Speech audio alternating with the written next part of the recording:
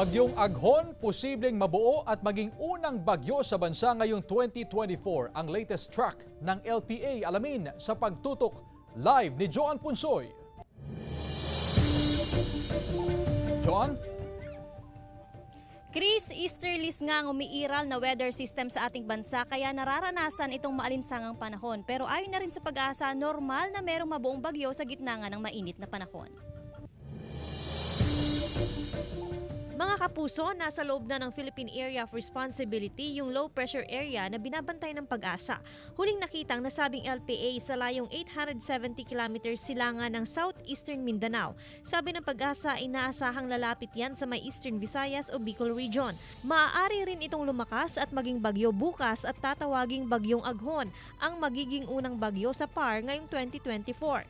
Unti-unti nang mararamdaman ang pag-ulan sa ilang bahagi ng Caraga at Eastern Visayas dahil sa mga kaulapan ng LPA. Posible ring magdala ng mainit na panahon at tsansa ng ulan sa iba pang lugar. Sa datos ng Metro Weather, may tsansang umulan sa Ilocos Provinces, Abra, La Union at Cagayan. Posible rin ang ulan sa iba pang bahagi ng bansa dahil sa thunderstorms. Chris, ipakita lang natin itong sitwasyon nga ng mga sakahan dito sa Mangaldan, Pangasinan. Nandito tayo ngayon sa Barangay Lanas. Actually, papunta pa lang dito, napansin na natin, Chris, na marami ng mga sakahan itong naararo ng mga magsasaka. Kung makikita nyo, yung ilan na sakahan dito meron ng patubig. Pero ayon na rin sa mga farmers, itong mga patubig na ito galing daw sa irigasyon. As of May daw, this month of May, ay inumpisahan na rin ng mga farmers itong ang pag-aararo ng kanilang mga sakahan in time na rin para nga sa pagtatanim ng kanilang mga palay. Kasama natin ngayon ang isa sa mga masisipag na magsasaka dito sa Mangaldan, Pangasinan, si Sir Rody Ogoy, na napansin din natin kanina nagbabantay sa kanyang mga sakahan. Sir, kung tutuusin, sabi nyo nga, ito yung unang pagkakataon na magtatanim kayo ng palay ngayong taon. Oo.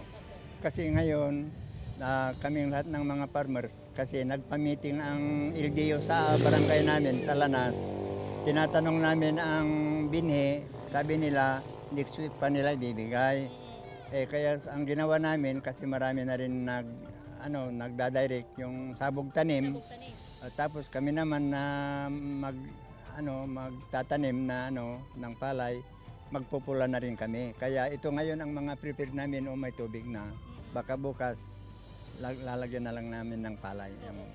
Pero nabanggit nyo na late na talaga itong pagtatanim nyo compared ng mga previous years. Kasi dati May 16 nagpupula na nga kami. Pero ngayon, nung umulan kasi ng medyo malakas, kaya nakapagpaararo na rin kami. Kaya ito ang ginagawa namin na, kasi kaming mga farmers,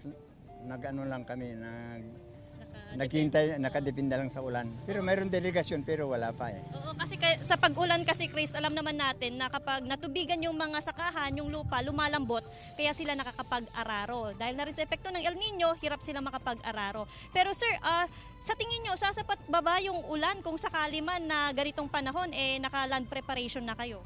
Kasi yung punla, hindi gaanong matakaw sa tubig yon. Pero naman itong yung patanim na ito, kailangan ng tubig, pero mayroon naman pag umulan, malalagyan ng tubig itong irigasyon, tapos mayroon naman kaming solar pump, kasi pag uminit, lumalakas din ang solar pump, madam.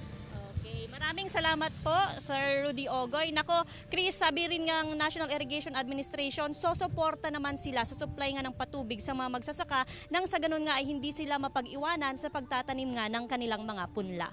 Chris? Maraming salamat, Joan Punsoy.